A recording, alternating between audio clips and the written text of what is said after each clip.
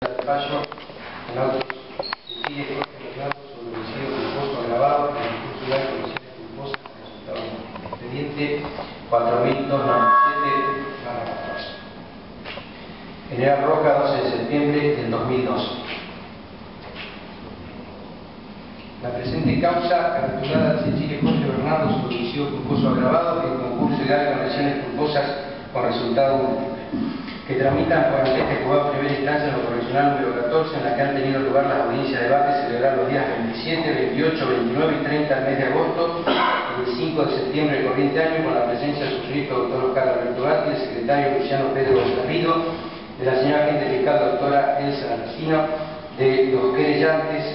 Hilda Graciela Chegaray y Miguel Ángel Acuña, representados por los doctores Oscar Pineda y Pablo Ibarra, y de la querellante María Belén Acuña, representada por la doctora Ruth Luengo, de los señores defensores particulares doctor Oscar Raúl Pandolfi y Alberto Richeri, del procesado Chechile Jorge Bernardo, de edad 34 años, nacionalidad argentino, nacido en General Roca, Río Negro, el 6 de octubre de 1977, hijo de Jorge Chechile y de Carmen Lidia Freser, técnico de cine con instrucción, estado civil soltero, documento nacional de identidad tipo DNI 36.218.190, domiciliado en Antártida Argentina número 118 esta ciudad. De la que resulta, se le atribuye al nombrado el siguiente hecho. Ocurrieron en esta ciudad siendo aproximadamente las 5:40 horas del día 25 de marzo de 2007 en intersección de las calles España y Estados Unidos. En tales circunstancias, tiempo y lugar, el prevenido Jorge Bernardo Chechile conducía un automóvil Ford modelo Fiesta, dominio BOK 585, color azul, por la calle España en sentido sur-norte, y al llegar al cruce con la segunda arteria, por negligencia y o inobservancia de los deberes a su cargo, desplazándose con exceso de velocidad, omitió arbitrar todas las medidas precautorias propias del cruce de calle mencionado, emitiendo en su puerta trasera izquierda y parante del mismo lado al automotor marca Renault 12, dominio TRQ 724, conducido por Néstor Fabián Vallejos, que se desplazaba por la calle Estados Unidos en sentido este-oeste. A raíz de ello produjo el derrape del Renault 12 y causó la muerte de Cintia Paola Acuña, que está circulada por la vereda norte de Estados Unidos y se disponía a cruzar la España cuando fue embestida por el Renault descontrolado por el golpe que le ocasionara el Ford Fiesta de Chechile. El deceso de la joven, conforme pericia del cuerpo médico forense, ocurrió por contusión y hemorragia cerebral difusa, por traumatismo cerrado del cráneo con fractura occipital y fractura de luxación de articulación occipital-loidea. A su vez, Chechile produjo con su accionar lesiones leves a Alejandro Calani y a Néstor Fabián Vallejo, certificados a hojas 9/11 y 23, ocupantes estos del Renault 12. Lo propio ocurrió con María Belén Acuña, quien venía caminando por la calle Estados Unidos junto a Cintia Paola Acuña. Como consecuencia del accidente, el automóvil Renault quedó detenido de punta sobre la vereda noroeste de la intersección aludida, mientras el Ford Fiesta se desplazó por calle España y quedó detenido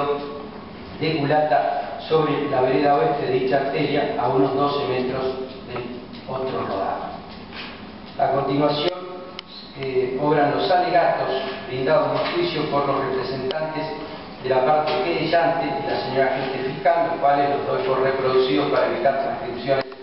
tediosas. Así también obran los alegatos efectuados por parte de la defensa, los doctores Richeri y Pandolfi,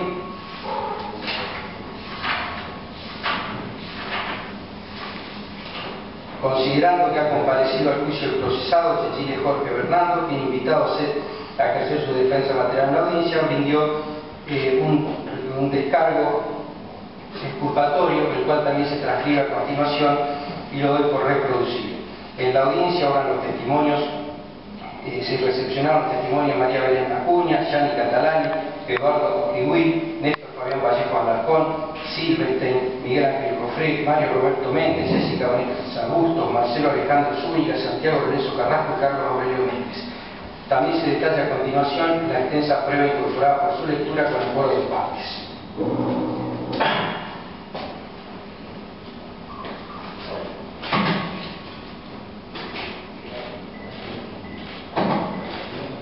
Así expuesto el episodio, el suscrito se ha planteado las siguientes cuestiones. Primero, el planteo de nulidad efectuado por la defensa como cuestión previa por entender que el presente sumario no contaba con requerimiento fiscal de promoción de acción penal. Segundo, ¿ha existido el hecho y participó en el mismo el imputado? Tercero, ¿qué calificación legal corresponde aplicar al caso? Y cuarto, graduación de la pena a aplicar y en su caso si corresponde la imposición de condenas. A la primera cuestión planteada, el suscripto dijo: el planteo nulidicente efectuado por la defensa no puede prosperar por varias razones.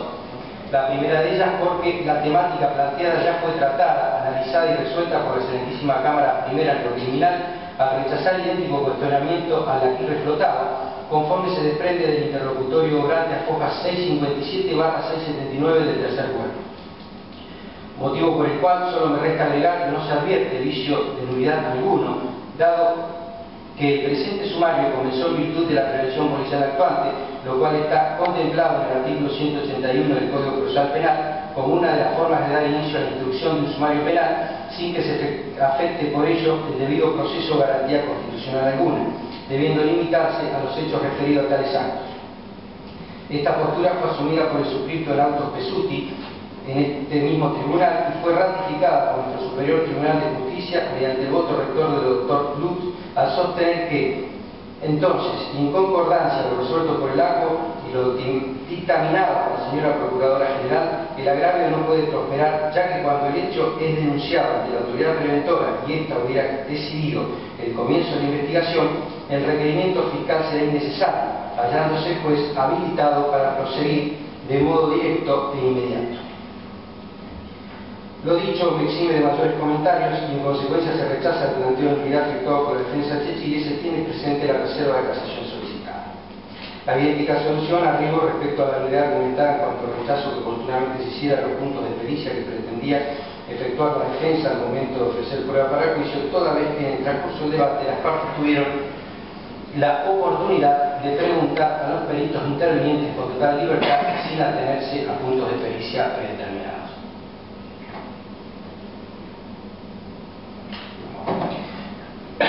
A la segunda cuestión planteada, el suscripto dijo: considero que la prueba colectada a lo largo del proceso permiten afirmar, con el grado de certeza que requiere esta etapa del juicio, que el hecho ha acontecido del mismo modo en que la representante del Ministerio Público Fiscal notificara su requisitoria elevación a juicio y que el imputado Jorge Bernardo Chechile resulta ser autor penalmente responsable del mismo y por tal motivo deberá responder. Ello por cuanto estimo probado que el día 25 de marzo de 2007, aproximadamente a las 5:40 horas de la madrugada, Jorge Bernardo Chechile condujo, sin contar con la habilitación pertinente, su automóvil marca Ford Fiesta, dominio BOK 585 de color azul, por la calle España de esta ciudad en sentido de circulación sur-norte a una velocidad aproximada de 100 km por hora. Al llegar a la intersección de la calle Estados Unidos y sin aminorar su velocidad, el nombrado embistió violentamente el automóvil Renault 12 dominio TRQ 724 en su parte izquierda y puerta trasera izquierda que circulaba por calle Estados Unidos en sentido este-oeste, provocando el derrape del mismo y causando la muerte de Cintia Paola Acuña al ser embestida por el Renault 12 cuando la joven circulaba por la vereda norte de Estados Unidos, disponiéndose a cruzar la calle España. El deceso de Cintia Paola Acuña ocurrió por contusión y hemorragia cerebral difusa, por traumatismo cerrado cráneo con fractura occipital y fractura de luxación de articulación occipitaloidea. Asimismo, produjo lesiones leves a Gianni Catalani y a Néstor Fabián Vallejos, acompañante y conductor del Renault 12, y a María Belén Acuña, quien caminaba junto a Cintia Paola Acuña. La materialidad de los puestos surge de un análisis integral y concatenado de los elementos de prueba directa e indiciaria que emanan del legajo y que a continuación detallo. 1. Acta de procedimiento policial y secuestro de fojas 1/3, de la cual surge que el día 25 de marzo de 2007, siendo aproximadamente las 5:50 horas, la prevención policial adscrita a la unidad tercera de esta ciudad tomó conocimiento que en la intersección de calles España y Estados Unidos había sucedido un accidente de tránsito. Una vez en el lugar, la comisión policial designada al efecto constató efectivamente dicha circunstancia, observando un tumulto de gente y sobre la esquina norte de dicha intersección, sobre la vereda, un Renault 12 deteriorado, color verde, con hundimiento en el sector de la puerta trasera izquierda. Cerca de la parte delantera del vehículo, sobre el piso, se encontraba una persona de sexo masculino, boca arriba, y próximo a la parte de atrás del vehículo dos personas tiradas, uno de sexo masculino, boca arriba, y una de sexo femenino, boca abajo y aparentemente inconsciente. Los masculinos estaban en crisis nerviosa y al tranquilizarlos pudo identificárselos como Catalán Chiano y Fabián Vallejos. Asimismo, sobre la acera oeste de la calle España, a 12 metros de Renault 12, hacia el norte, se encontraba un vehículo Ford Fiesta azul, con la parte posterior introducida en el inmueble. Su conductor estaba sentado en la esquina suroeste. El sargento Carrasco fue a verlo, luego informó que el mismo se encontraba alterado, acompañado de su madre, y gritaba: "Mira, mamá, lo que me mandé, yo venía fuerte". Da cuenta al acta que su madre intentaba calmarlo hasta que una ambulancia lo trasladó a Sanatorio Juan 23. Se presentó en el lugar el padre de la joven, quien se retiró del lugar en la ambulancia del nosocomio local que la trasladó al hospital, donde más tarde el médico de guardia confirmó que su nombre era Cintia Paola Acuña, de 18 años de edad, y había fallecido sin poder precisar el momento exacto de su deceso. Respecto del resto de los heridos, se menciona a María Belén Acuña con una lesión en el pie, quien luego de ser asistida se retiró, consignándose además que permanecían en observaciones el resto de las personas que presentaban lesiones, aunque ninguna de gravedad. Fueron convocados como testigos de actuación Fernando Pedro Paulich y Jorge Antonio Lastra. Se deja constancia en la misma que se hizo presente la fiscal de turno y el comisario Alberto López informó las diligencias realizadas hasta el momento, procediendo a continuación el personal del Gabinete Criminalística de esta ciudad a realizar las diligencias de policía científica. Cumplidas las mismas, fueron trasladados los vehículos al parque judicial, ingresando como secuestros un vehículo Renault 12 deteriorado color verde, dominio TRQ 724, y un Ford Fiesta color azul, dominio BOK 585. Punto 2. Acta de entrega de cadáver de Focas 6 vueltas, en la que consta que el día 25 de 3 de 2007 a Miguel Ángel Acuña se le hizo entrega del cuerpo que en vida fuera Cintia Paola Acuña, agregándose a Focas 7 copia de su DNI y a Focas 8 vueltas certificado médico de función, donde se consigna que se trató de una muerte violenta en accidente, especificándose que el mismo se produjo en calle Estados Unidos y España estacional. Punto 3. Certificado médico suscrito por el médico policial Focas 9/12, surgiendo de los mismos que Belén Acuña, con herida cortante en pie, Fabián Vallejos, escoriaciones en cuero cabelludo en ambos codos y aliento etílico, y Gianni Catalani, herida cortante en pabellón auricular izquierdo, escoriaciones en región frontal y en región periocular izquierda y aliento etílico, fueron examinados en el hospital local, mientras que respecto de Jorge Chechile, que tenía escoriaciones en zona frontal, en rodilla izquierda y en antebrazo izquierdo, se consigna que fue examinado en el Sanatorio Juan 23. Punto 4. Actas de extracción sanguínea de fecha 25 del 3 del 07 a Jorge Bernardo Chechín en Sanatorio Juan 23 a las 12:45 horas, Focas 17 vueltas. A Gianni Catalani en el hospital local a las 11:18 horas, Focas 18 vueltas, y a Fabián Vallejo en el hospital local a las 11:15 horas, Focas 19 vueltas. Punto 5. Certificado médico del 26 de marzo de 2007 de Focas 23, que da cuenta de las lesiones que presentaba Belén Acuña: herida contusa cortante en planta de pie izquierdo con hematoma en muslo izquierdo con escoriaciones y contusión en muslo derecho. Punto 6. Acta de designación de perito, informe de Focas 24/25, cuyas respectivas transcripciones mecanográficas se agregan a Focas 220/21 y doy por reproducidas porque son muy extensas las transcripciones. Punto 7. Copia del carnet de conductor de Néstor Fabián Vallejos Alarcón, de la tarjeta de identificación del automotor que conducía, Renault 12 TL, obrante de Focas 31, y copia del carnet de conducir de Jorge Bernardo Chechile de Focas 79. Punto 8. Acta de designación de perito, obrante de Focas 37, informe técnico pericial efectuado a Focas 38/49. En el citado informe se incluyen tomas fotográficas que lo ilustran y grafican Focas 48, en el que se ubican las referencias gráficas. La primera identifica como gráfico 1, tomando la orientación sur-norte, muestra la ubicación final del Renault 12. La número 2 refiere la ubicación donde comienza el desplazamiento del vehículo Renault 12, continuando con la referencia gráfica de ese recorrido. El gráfico número 3 que da cuenta de una marca en el asfalto de 10 metros hasta el borde del cordón.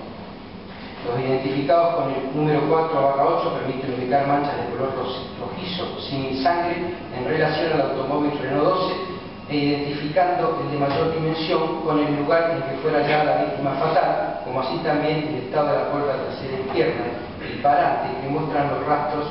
del impacto recibido del Ford. Análogamente, con los gráficos 9 y 10 ilustran el desplazamiento del Ford Fiesta, que se desplazaba en dirección sur-norte y quedaba ubicado a 23 metros del punto de impacto y a 13 metros del Renault. El arrastre del Ford Fiesta se ilustra en el gráfico número 11, el número 12 muestra la puntera del paragolpe Renault y los números 13 y 15 muestran la posición final del Ford desde la distinta orientación. El punto 9, informe médico forense, foja 65-66, donde cuenta haber examinado a Jorge Bernardo Chechil el día 25 de marzo de 2007 a las 16:45 horas del Sanatorio Juan 23. El mismo refiere que el examinado ha sido internado en la misma fecha por el doctor Daniel Plúa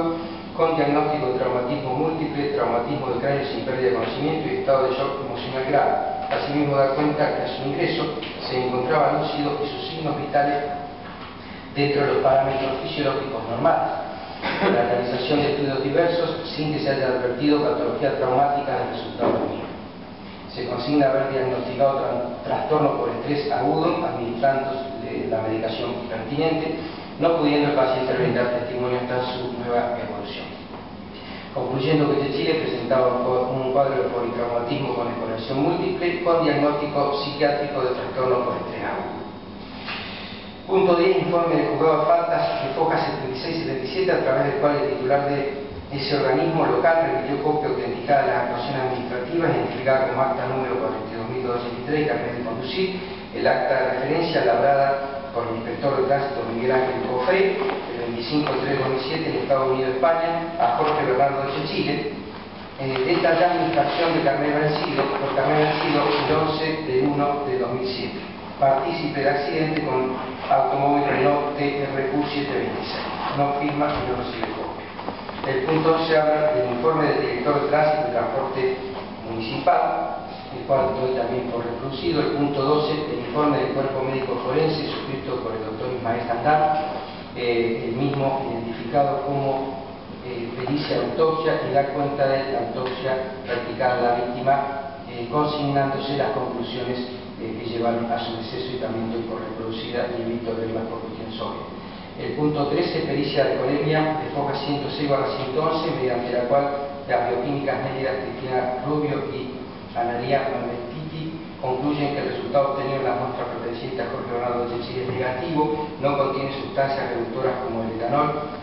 Punto 14, la pericia de alcoholemia realizada en el Gabinete Criminalística Cipoletti, mediante el cual se concluye que los resultados obtenidos en las muestras pertenecientes a Jean Catalán y a Fabián Vallejo es negativo, no contiene sustancias reductoras como el etanol. Punto 15, historias clínicas de Fabián Vallejo, también damos por reproducida. Punto 16, nota en la cual se transcribe también las lesiones que presentaba Vallejo Fabián: traumatismo craneal sin pérdida de conciencia, escoriación en la cabeza, amnesia del hecho, interconsulta con neurocirugía. Punto 17, acta de declaración testimonial de María Belén Acuña mediante cámara Gesell y croquis de fojas 356, que ilustra en forma gráfica el recorrido que refiere haber transitado con Cintia Paola Acuña desde Escombro hasta la esquina noroeste de Estados Unidos y España, donde fueron investidas. También obra punto 18, informes periciales y fotografías, a foja 19, acta de entrega en carácter depositario de una batería, radio, parlante y trique del automóvil 12. Y el punto 20, el informe del hospital local, donde se consigna la historia clínica de Gianni Catalani y se describen sus lesiones. Punto 21, informe del cuerpo médico forense respecto de María Belén Acuña, donde se informan también las lesiones que presentaba. Punto 22, informe del cuerpo médico forense, donde se informa la revisión de antecedentes de polipiado por el juego de instrucción, constancias médicas del hospital local, concluyó dando el carácter leve a las lesiones que presentaban las víctimas. Informe del cuerpo médico forense, el mismo es elaborado respecto a Fabián Vallejos, también se detallan las operaciones realizadas. Y llegamos punto 24, declaraciones testimoniales brindadas en juicio. En primer término, de referirme a lo manifestado por Gianni Catalani, quien refirió que esa noche salió de trabajar y se encontró con Fabián Vallejos en la confitería Amadeus. Bebieron 2 cervezas y luego salieron en el vehículo Renault 12 que conducía Fabián. Luego se despertó en el hospital. El testigo agregó que íbamos por Avenida Roca, pasamos frente a Boleros, llegamos a la Anónima y no recuerdo más nada. Sufrí traumatismos por todos lados. Yo no iba atado. Con relación a la ingesta alcohólica, refirió que estaban totalmente frescos, lúcidos, y agregó que íbamos muy despacio. Mi amigo es muy responsable para manejar, tenía todo tipo de carnet, maneja camiones desde los 28 años. Por su parte, Néstor Fabián Vallejo Alarcón dijo que ese día se dirigían a un boliche que está a 2 cuadras del lugar del accidente a avisarle a un amigo que el otro día irían a ver las carreras, precisando que yo iba con Catellani en el Renault 12 de mis padres. Recuerdo hasta que doblé en calle Estados Unidos, a más de 40 kilómetros no iba, soy de andar despacio, a 2 cuadras del lugar había un control de tránsito. Agregó, yo no alcancé a llegar al boliche 2001, por calle España no recuerdo haber visto a nadie, yo antes de llegar al cruce no vi ninguna luz, seguía a velocidad normal. A su turno hizo lo propio María Belén Acuña, que visiblemente emocionada relató que esa noche estaba en el boliche denominado Combos y decidieron dirigirse a otro local bailable denominado Obreros, tomando por la vereda de la calle Estados Unidos hacia Avenida Roca, puntualizando al testigo lo siguiente. Paramos en la calle España porque vemos un auto que venía por calle Estados Unidos, como vimos que no doblaba, avanzamos, luego escuché un sonido fuerte, cuando me levanto salgo como de un automóvil. Ahí quiero despertar a Paola, y le digo que se levante y cuando veo la sangre que le salía me asusté y salí corriendo para la casa de un tío que vive unas cuadras. A su vez refirió que cuando volvió había muchos jóvenes en el lugar y que esa noche solo vio un auto. A su vez contamos con los testimonios prestados por los inspectores de tránsito Miguel Ángel Cofré y Mario Roberto Méndez, quienes fueron los primeros en arribar al lugar una vez acontecido el incidente de tránsito que nos atañe, y en forma coincidente relataron las siguientes circunstancias. Que ello aconteció en un horario en donde había mucha gente circulando, porque era la hora de salida de los boliches bailables que hay por la zona,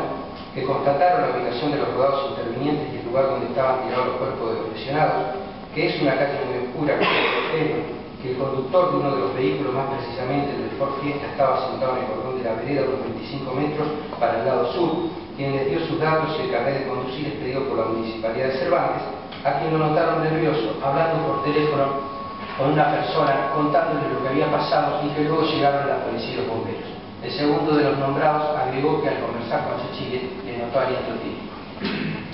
Los testimonios referidos en parte se condicen con lo declarado por Marcelo Alejandro Zúñiga, quien en su carácter de bombero voluntario arriba al lugar con continuidad a los nombrados precedentemente, al igual que el sargento ayudante Santiago Lorenzo Carrasco, quien concurrió por cuanto tomó conocimiento del accidente cuando estaban efectuando recorridas con un patrullero de la Comisaría Tercera de esta ciudad, agregando que si en su declaración anterior le había dicho que había mucha gente en el lugar por el horario de salida de los boliches bailables, debió haber sido así. A su turno declaró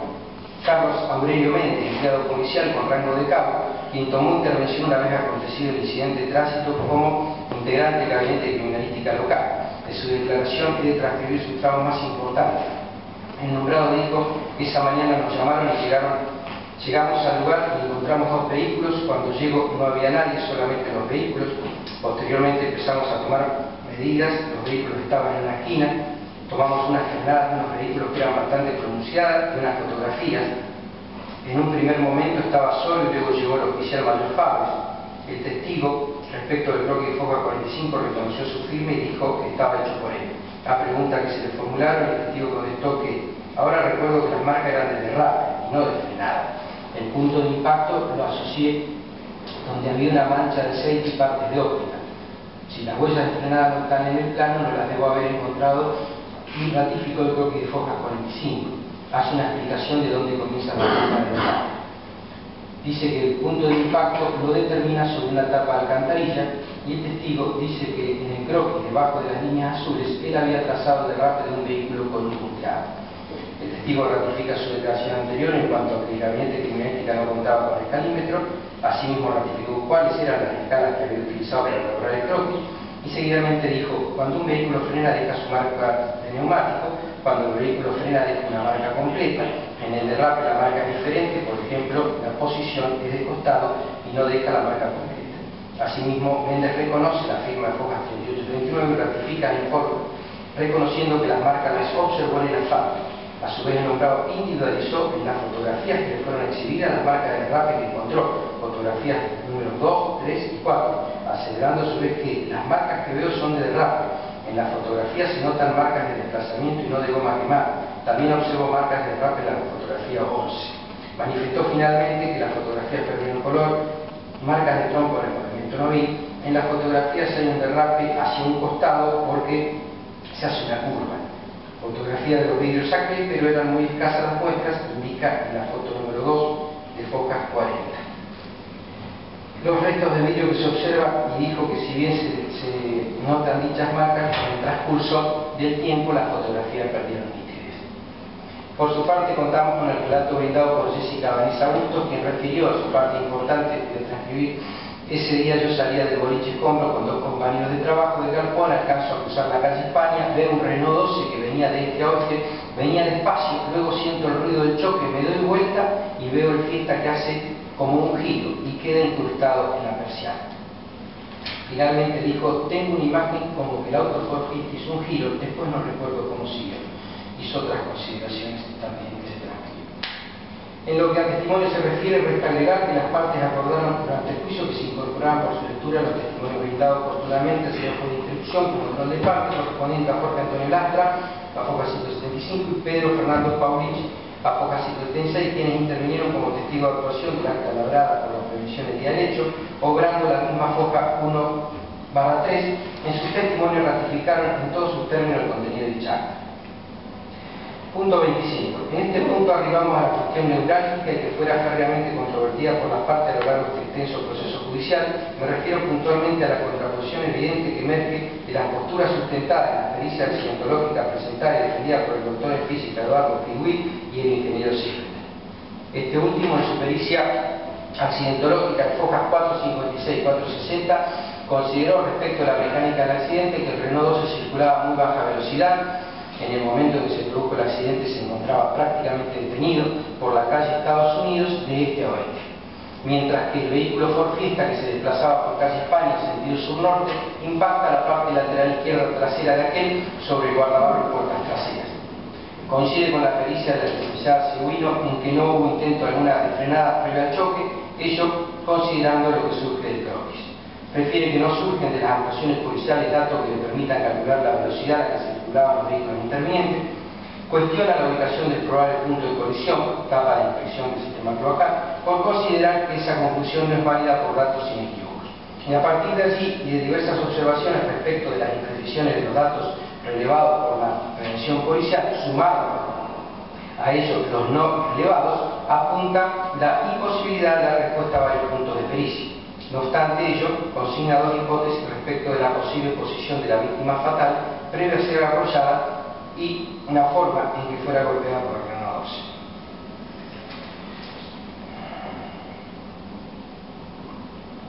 12. Por otra parte, contamos con la pericia física realizada por el doctor Osquibuy, agregada foca 746/766 y su original de foca 768-788. En su resumen pone de manifiesto que de los datos sobrantes en el expediente más recogido en el lugar del accidente, reconstruyó el accidente de tránsito ocurrido el día 25 de marzo de 2007 en la intersección de las calles España y Estados Unidos.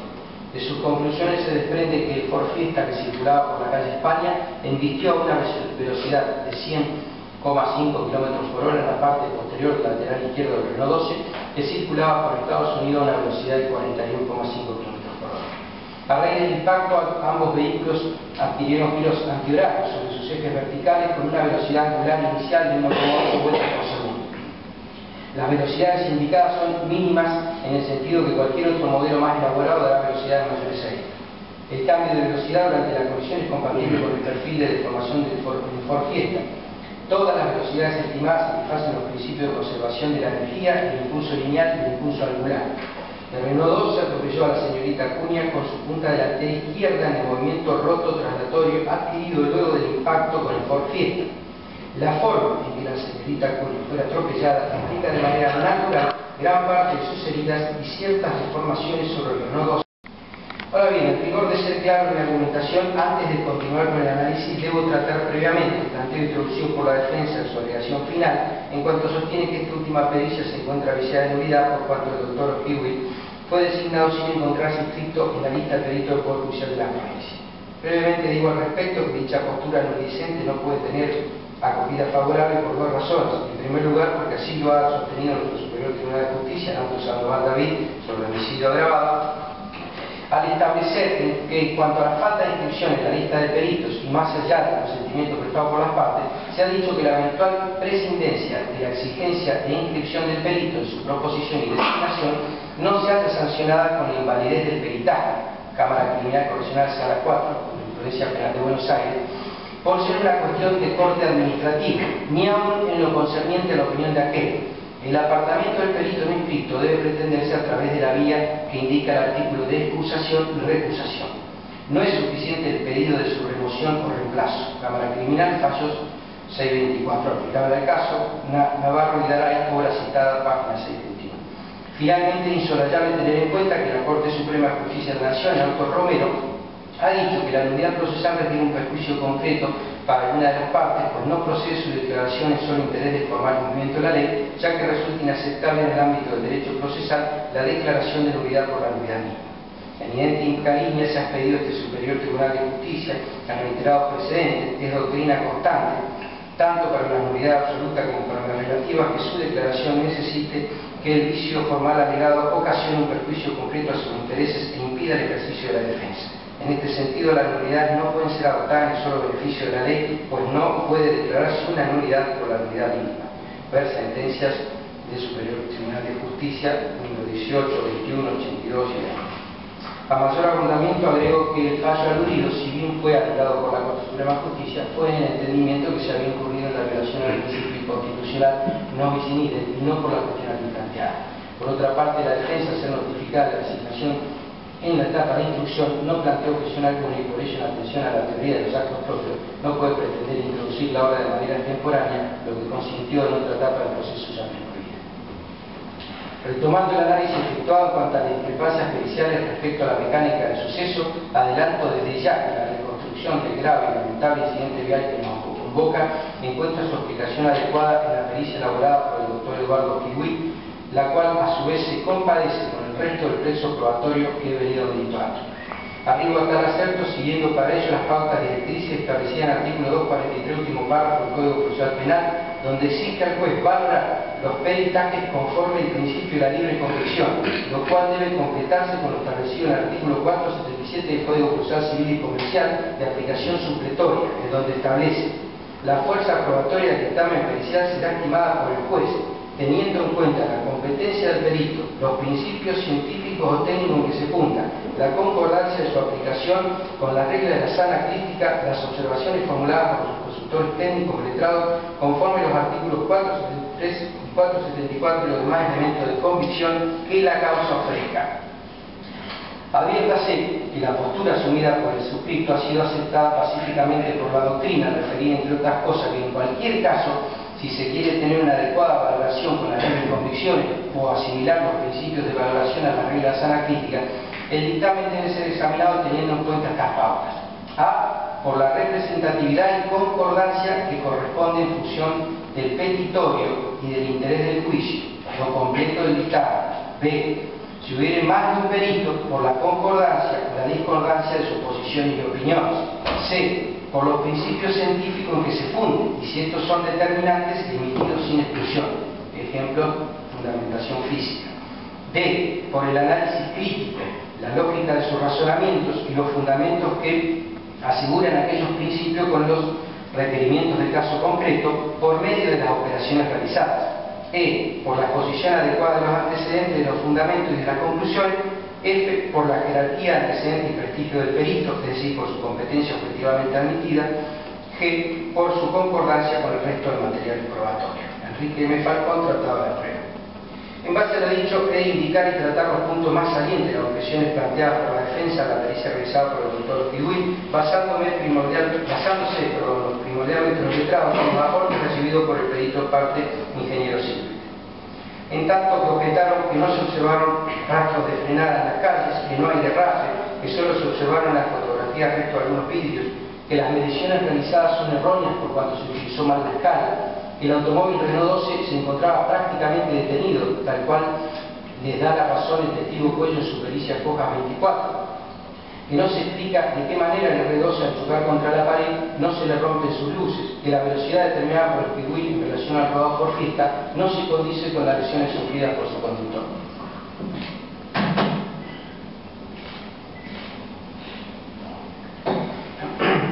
Vemos pues que de una detenida lectura de la pericia elaborada por el doctor en física Cristóbal Balseiro, teniendo en cuenta las explicaciones brindadas por el nombrado en el juicio oral, se puede colegir que todos los cuestionamientos aludidos se encuentran plenamente refutados y a su vez sus argumentaciones se condicen con el resto del texto probatorio y avalan por tanto el resumen de los hechos descritos al inicio de su pericia de hoja 768. En efecto, surge de auto que Osquibuy se constituyó en el lugar de los hechos y efectuó sus propias mediciones, dando una medida exacta de las dimensiones de la calle en cuestión y utilizando su propia escala de dibujo efectuado. A su vez, empleando el programa de tratamiento de imágenes retocando el color, brillo y contraste del gráfico número 2 de su pericia, se observa de manera clara dos marcas sobre el concreto que parecieran ser de tierra, mientras que en la zona central hay una huella de arrastre delimitada por los 4 puntos negros que se indican. En definitiva, el perito sostiene que los puntos negros más exteriores indican el inicio de las marcas de tierra, mientras que los centrales delimitan el ancho y el largo de la huella de arrastre. Para ubicar esos puntos sobre el plano, utilizó la técnica de fotogrametría. Asimismo, tomando en cuenta las características de los vehículos intervinientes y analizando sus deformaciones, determinó la posición relativa de los mismos al momento del impacto, concluyendo que el Ford Fiesta impactó sobre el lateral izquierdo trasero del Renault 12. Dicho posicionamiento lo realizó encajando los dos perfiles de deformación de la mejor manera posible con la forma de cada perfil, lo cual se ve claramente de la observación de las figuras 4, 5, 6 y 7 de su pericia. Así llegamos a la determinación del punto de impacto y posiciones finales de los mismos, dibujados en su figura 8, la cual debe complementarse para su mejor entendimiento con la observación de la fotografía color de foja 771, figura 2A y B, por cuanto, suponiendo que la huella central que se observa en la figura 2 y 3 fue efectivamente dejada por la rueda trasera izquierda del Renault 12, es posible posicionar los vehículos en el momento del impacto sobre la intersección de las calles España y Estados Unidos, como muestra la figura 8. Es por ello que, haciendo coincidir el inicio de la marca central con la posición de la rueda trasera izquierda del R12, automáticamente las marcas 1 y 6 en la figura 2A se identifican con la trocha del Ford. La marca 1 correspondiente a la posición del guardabarro delantero izquierdo y la 6 a derecho.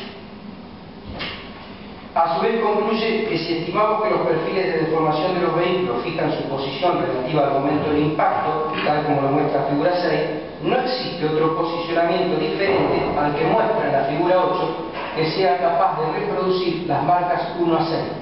Esta circunstancia fue a su vez explicada por el perito durante el juicio oral. Contamos a su vez con la explicación dada en lo referente a la estimación de velocidades efectuada por Osquibuy la foja 774. Para el nombrado, conociendo el punto de impacto y las posiciones finales de los vehículos, era posible hacer una estimación de sus velocidades inmediatamente antes del choque, utilizando para ello los tres principios básicos de la física: conservación de impulso lineal, conservación de impulso angular y conservación de la energía, realizando a su vez una estimación de sus velocidades inmediatamente después del choque, obtenidas estas mediante un análisis de las trayectorias post-impacto. Fue así que en base a sus operaciones así realizadas, el R12 salió despedido a una velocidad de 40 km por hora en una dirección en forma de ángulo de 38 grados con la calle España y recorrió 10 metros hasta detenerse, mientras que el Ford Fiesta hizo lo propio a una velocidad de 54 km por hora dirigida a 15 grados de la dirección de la misma calle, recorriendo 24 metros hasta su detención. En consecuencia, considerando que el perito conocía la velocidad final de cada vehículo, en base a sus ecuaciones logró determinar que el automóvil R12 tenía una velocidad de 45 km/5 por hora al momento del impacto, mientras que el Ford Fiesta lo emitió a una velocidad de 100,5 km por hora. Observo también que se logró precisar la dirección y sentido de la fuerza sobre cada vehículo, determinando que la acción de la misma provocara un giro en sentido antihorario sobre el Renault 12, lo mismo que sobre el Ford Fiesta, lo cual indicaría que inmediatamente después del impacto ambos vehículos salían girando en sentido antihorario, lo cual se condice con parte del testimonio de Cecilia Augusto. En este punto es de destacar que las argumentaciones dadas por el doctor Kiwi cuando sostiene que el vehículo Renault 12, luego del impacto, haya salido girando sobre su eje vertical, se condice con dos circunstancias que emergen del cuadro probatorio durante el expediente. Me refiero puntualmente a que las marcas sobre el asfalto dejadas por la rueda trasera muestran una curvatura adecuada que se condice con un giro del mismo en sentido antihorario, y en segundo término contamos con la presencia del conductor sobre la vereda al frente del vehículo detenido. Obsérvese en este sentido que en su pericia y fotografía de Foca 778 vuelta muestra los daños sufridos por el R12, lo cual denota que luego del impacto la puerta se abriera violentamente, rompiendo en el zócalo cerca del anclaje inferior de la misma. Dicha circunstancia, puerta completamente abierta, trasladada de un automóvil que está girando sobre su eje vertical, determinó que su conductor saliera despedido del mismo. Insisto, lo dicho se compadece con lo plasmado en el acta de procedimiento y con los testimonios de las personas que arribaron al lugar en primer término y encontraron los cuerpos de las víctimas tirados en ese sitio. Así también logró establecer, en base a las operaciones hasta aquí descritas, otro dato que se compadece plenamente con la constancia del sumario. Me refiero puntualmente a la forma en la cual había sido atropellada la víctima fatal, concluyéndose que fue embestida por el vehículo Renault 12, dado que en consideración a sus heridas y en base a ciertas deformaciones sobre el mismo no pueden ser explicadas de otra forma. Así pues, las heridas que presentaba Cintia Paola Cunha, detalladas en la autopsia FOPA 85/88, en sus puntos 1 a 7, 16 y 17, son ubicables en su entrepierna y explican satisfactoriamente la parte del Renault 12 con la que golpeó. A Foja 182, en las fotografías A y B de la figura 18, surge que las abolladuras sobre la punta delantera derecha y las deformaciones sobre el capot no pueden ser generadas de otra forma que no sea por haber golpeado el torso y la cabeza de la infortunada víctima, conforme lo explica a Foja 182 vuelta y ilustra claramente a Foja 19. Por último, agrego que a Foja 800/803 el doctor Kiwi ratifica las operaciones realizadas pos de la reconstrucción efectuada, poniendo de manifiesto que la impugnación de la defensa obedece a un error elemental de interpretación y aclara, en orden a ello, el alcance de, por ejemplo, el carácter de las constantes como adimensionales y no pasibles de observaciones que motivaron la impugnación. En atención a todo lo dicho, la pericia efectuada por el ingeniero Silvestri emerge como incompleta y en algunos aspectos carente de fundamentación, limitándose a señalar omisiones en el procedimiento policial que no son tan evidentes como él las refiere, motivo por el cual queda apartarme de su conclusión. A idéntica conclusión arribo respecto a la interpretación que la defensa hace, argumentando que el vehículo Renault 12 estuviera prácticamente detenido al momento del impacto, conforme lo sostuviera Pedro Arturo Cuello en su pericia Foca 24. Dado que el nombrado realizó un mero informe técnico policial al respecto, donde se limitó a describir los daños observados en los rodados, y en consecuencia no podemos afirmar que el mismo, aunado a su testimonial de Foca 156, tenga rigor científico alguno. Ahora bien, los elementos probatorios detallados precedentemente me permiten sostener lo afirmado al inicio del tratamiento de esta segunda cuestión y determinar en consecuencia dos circunstancias que resultan dirimentes para la resolución del presente caso. Me refiero obviamente a la autoría del hecho por parte del enjuiciado y a la manera bajo las cuales condujera su vehículo en la emergencia: trayecto, velocidad, dominio del mismo, violencia del impacto, posición final, resultado dañoso ocasionado, etc. Ello por cuanto ensamblado todos los elementos del juicio descrito, analizado a la luz de la lógica, la experiencia y el sentido común, me permiten afirmar que las conclusiones a las cuales arribaba el doctor Kiwi se corresponden con lo constatado por la prevención policial al momento de arribar al lugar y con lo atestiguado por María Belén Acuña, Néstor Fabián Vallejos y Yane Catalán, dado que de sus relatos surge que no alcanzaron a ver al vehículo embistente, quedando totalmente aturdidos luego del impacto, lo cual me dictuado a la luz de los importantes daños sufridos por los rodados y su ubicación final, permiten inferir la magnitud de la colisión y la excesiva velocidad que el encartado le imprimió a su vehículo.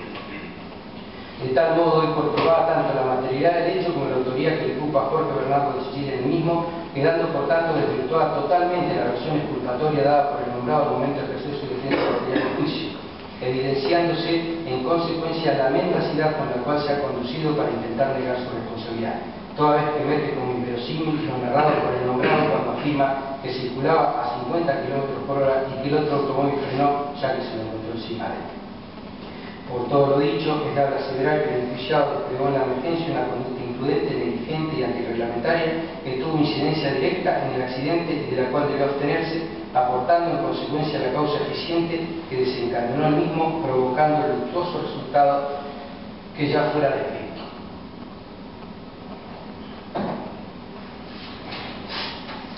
Le correspondía al conductor del automóvil por fiesta, por las circunstancias del caso concreto y por la forma en la cual lo condujo, prever y evitar el incidente vial. En efecto, pudo y debió conocer que circulando a una velocidad por demás temeraria de 100 km por hora por una zona céntrica de la ciudad, cercada por locales bailables nocturnos, a una hora próxima de la salida de sus concurrentes, sin respetar la prioridad de paso que circula por su derecha, sin estar habilitado para conducir y transponiendo la intersección de las calles de referencia, sin tomar el más mínimo recaudo precautorio, podría ocasionar el mismo. Lo dicho precedentemente permite sostener que lo determinante fue la violación del deber de cuidado por parte del enjuiciado, ya que si hubiera circulado con la debida atención y cuidado, que por las circunstancias del caso no eran exigibles, reparando para ello que lo hacía por una arteria principal de la ciudad y a una hora en la cual circula gran cantidad de gente, B, haciéndolo bajo una velocidad reglamentaria y precautoria que le permitiera sortear cualquier inconveniente propio de la circulación que le podría surgir en su trayecto, C, respetando la prioridad de paso, y D, contando en todo momento con el dominio de su rodado, seguramente hubiera podido advertir la presencia del otro vehículo y evitar la colisión descrita y el lamentable resultado dañoso.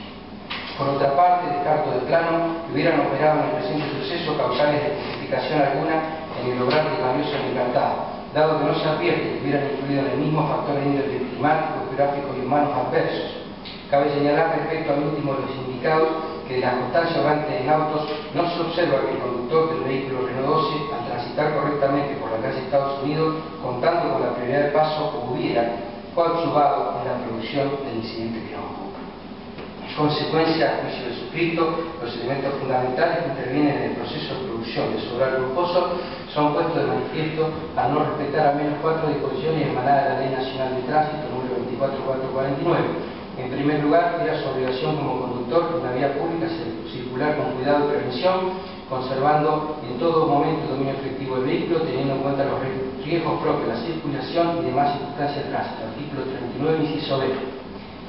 El conductor debe circular siempre a una velocidad tal que, teniendo en cuenta la salud, el estado del vehículo, carga, visibilidad, condiciones de la vía, el estado del tiempo y densidad de tránsito, le permiten tener siempre el total dominio de su vehículo. Artículo 50. Los límites máximos de velocidad son A, en zona urbana, en calles, 40 km por hora, E, en límites máximos especiales, en las encrucijadas urbanas sin semáforo, la velocidad precautoria nunca superior a 30 km por hora. Artículo 51, inciso A1 y E de la licitada. Y por otra parte, estar habilitado conforme al capítulo 2 del mismo cuerpo legal, contando con la licencia a conducir otorgada de acuerdo al artículo 13 y 40 de la referida. Se ha arribado entonces a la certeza absoluta de culpabilidad de Cecilia respecto al hecho por el cual fuera requerido a juicio, ello desde un análisis de la doctrina tradicional argentina, Soler, Núñez, como así también desde la óptica del finalismo y las concepciones de la imputación objetiva a la cual hicieron mención las partes. Pues sabido que estamos ante una figura cuyo tipo penal es abierto y ello determina que la acción prohibida parezca indefinida en su generalidad y deba ser particularizada en cada caso en atención al resultado provocado. Es decir, que ante la imposibilidad de describir a priori los comportamientos descuidados que originan los resultados lesivos, sea la primera tarea después determinar el deber objetivo de cuidado que cada situación exige, para luego demostrar si el resultado es atribuible a dicha transgresión y finalmente resolver sobre la conexión de antijuricidad entre la normatividad y el resultado. En última instancia, se evaluó la conexión de antijuricidad para encontrar una relevancia típica de la violación del deber de cuidado, analizando su relación de causalidad con dictio sine qua non, y luego la determinación del resultado con dictio per qua. La primera de ellas se materializó, pues si el nombrado no hubiera conducido su vehículo de la manera en que lo hizo, imprudente, negligente y antirreglamentariamente, violando el deber de cuidado objetivo, el resultado no se hubiera producido. Es decir, suprimiendo mentalmente su conducta, desaparece también el resultado. Por cuanto al ser impactado violentamente su costado izquierdo, el conductor del automóvil embestido perdió totalmente el dominio del mismo por causa ajena a su voluntad y no es responsable del resultado producido. A su vez, el caso de Marra supera la segunda reflexión en lo que atañe a la confirmación de que el resultado esté determinado por la violación normativa, conexión o nexo de determinación entre antinormatividad y resultado, efectuando para ello el doble juicio hipotético en concreto y en abstracto. Para concluir, resta decir que a idéntica resolución arribamos y sometemos el caso a los criterios y herramientas metodológicas establecidas por la doctrina de imputación objetiva para delimitar el alcance de la tipicidad objetiva. Dado que la doctrina exige para los delitos de resultado, fijada la relación fáctica entre el resultado y la acción y constatada la tipicidad de la conducta, será necesario acceder al segundo nivel. Habrá que verificar si ese resultado efectivamente producido reviste también carácter típico, es decir, si se encuentra dentro del ámbito de provisión de la norma y puede ser reconducido o atribuido a esa conducta. Imputación objetiva del resultado en sentido estricto. Asimismo, dicha doctrina exige para su configuración la relación de determinación, esto es la vinculación entre la violación normativa y el resultado. Por ende, comprobada la causalidad natural de la imputación del resultado, requiere verificar, 1, si la acción del autor ha creado un peligro jurídicamente desaprobado para la producción del resultado, y 2, si el resultado producido por dicha acción es la realización del mismo peligro jurídicamente desaprobado creado por la acción. Es indudable que bajo los fundamentos recibidos al comienzo del tratamiento de esta segunda cuestión, estoy en condición de afirmar que el enjuiciado al conducir su rodado de la manera que lo hizo creó un riesgo no permitido, como así también que el resultado ocasionado, lesiones de carácter leve a 3 personas y la muerte de una de otra, configuran la realización de dicho riesgo jurídicamente desaprobado. En razón a las argumentaciones expuestas y evaluando en última instancia el juicio de imputación en estricto senso que exige dicha teoría de imputación efectiva, descarto de plano que en el presente caso puedan tener acogida favorable los filtros condicionantes de la imputación, elementos negativos de la tipicidad, que ponen a prueba la relación existente entre acción riesgosa y resultado. Me refiero a ámbito fin de presión a la norma, imputación a la víctima, provisión de regreso, etc. Por último, debo aclarar que si bien de la historia clínica oral de las hojas 271 y 292 y del relato de unos inspectores de tránsito sugeriría que el Chile presentaba al momento del hecho aliento etílico, ello no supera la categoría de indicio, por cuanto por más testimonios que reunamos al respecto, nos encontramos con la pericia del colegio de hoja 109/111 que arrojó resultado negativo al respecto. A modo de conclusión agrego que no obran en favor del encartado causales de justificación o ocultación alguna de su conducta, habiendo obrado con plena capacidad de culpabilidad al momento del suceso. A la tercera cuestión planteada, el suscrito dijo: cada obrar desarrollado por Jorge Bernardo Chechille debe calificarse como constitutivo del delito, homicidio culposo agravado en concurso con lesiones leves culposas con resultados múltiples en calidad de autor, artículo 84, 89, 54 y 45 del Código Penal. A la cuarta cuestión planteada, el suscrito dijo: para determinar la pena justa aplicable al suceso juzgado, he de ajustarme al cumplimiento de las pautas generales de individualización de la pena contempladas en los artículos 40 y 41 del Código Penal, teniendo en cuenta, por apego a los artículos señalados, las circunstancias atenuantes y agravantes del caso en particular, respetando para ello la doctrina legal marcada por nuestro Superior Tribunal de Justicia en fallos 190/06, 131, 45 y 134, y lo sostenido por la Corte Suprema de Justicia en auto de Esquilari sobre defraudación especial. En este aspecto debo decir que de una lectura integral de los fallos emitidos por nuestro Superior Tribunal de Justicia, en los cuales resaltara la postura fijada por el fallo Esquilari de la Corte Suprema de Justicia de la Nación, surge una cuestión relevante a la hora de ingresar al tratamiento de esta cuestión. Me refiero puntualmente a la interpretación del artículo 26 del Código Penal en el entendimiento de que el condenado tiene derecho a conocer los pronósticos negativos que impiden otorgar un trato más favorable y llevarlo a privarlo de su libertad, pues corresponde a su derecho de defensa cuestionar tal decisión. De tal modo se veda el camino a las decisiones discrecionales o dotadas de fundamentos sobre la aparente. Ahora bien, empezando el caso de este tema, en lo referente a la evaluación de la naturaleza y peligrosidad de la acción, al igual en lo que atañe a la extensión del daño ocasionado por Chechille, es importante poner de relieve que, conforme fuera descrito en el tratamiento de la segunda cuestión, nos enfrentamos ante un suceso de evidente gravedad, puesto de manifiesto por la temeridad con la cual se condujo el prevenido en el desarrollo de los acontecimientos, dado que no estamos ante el caso de un conductor que pudiera haber efectuado una mala maniobra o una ligera desatención en su manejo, sino que por el contrario se ha juzgado un sujeto que, sin estar habilitado para conducir, intentó transponer a una velocidad por demás temeraria de 100 km por hora la intersección de dos calles, España y Estados Unidos de esta ciudad, haciéndolo a la hora de salida de los locales nocturnos ubicados en la zona y sin tomar los más mínimos recaudos precautorios, ya que intentó transponer el cruce aludido sin respetar la prioridad del paso de quien circula por su derecha y ni siquiera intentó frenar instantes antes del impacto. Todo lo cual es demostrativo de la gravedad de su obrar desvalioso, que no le dio oportunidad alguna al conductor del robo vestido y provocó que este colisionara a Cintia Paola Acuña y a Belén Acuña. Lo expuesto arrojó como resultado múltiples y gravísimos daños reflejados en la muerte de Cintia Paola Acuña y a su vez en las lesiones de carácter leve a Belén Acuña y a los dos ocupantes del vehículo Renault 12. Las pautas asumidas por el suscripto al momento de conjugar la naturaleza de la acción, el daño ocasionado por el delito y la peligrosidad de su autor son receptados a la luz de lo sostenido por nuestro Superior Tribunal de Justicia, nuestro Jacopino sobre homicidio culposo, expediente 24.734, en donde refiere que para la graduación del ilícito es necesario también recurrir a criterios subjetivos y al mismo tiempo para la valoración de la peligrosidad es relevante considerar la naturaleza de la acción. Si es posible, a partir de la distinción mencionada, establecer una pauta orientadora decisiva consistente en que la individualización de la pena debe partir del hecho. Se impone que la pena se adecue a la personalidad del autor, pero solo en la medida en que continúe reflejando la gravedad del ilícito concreto en virtud de la vigencia de los principios del hecho y de proporcionalidad.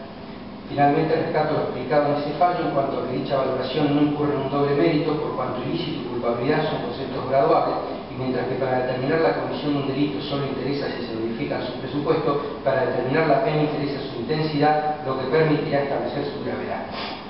Sentado ello, observo que las pautas marcadas en el inciso primero del artículo 41, en función de lo establecido por el artículo 40 del Código Penal, deben valorarse dentro del mínimo y del máximo de pena previsto por el legislador de acuerdo al delito que se trate. Para ello debemos tener en cuenta la técnica legislativa establecida por el sistema argentino en relación a la función que cumplen los marcos penales aplicables al caso,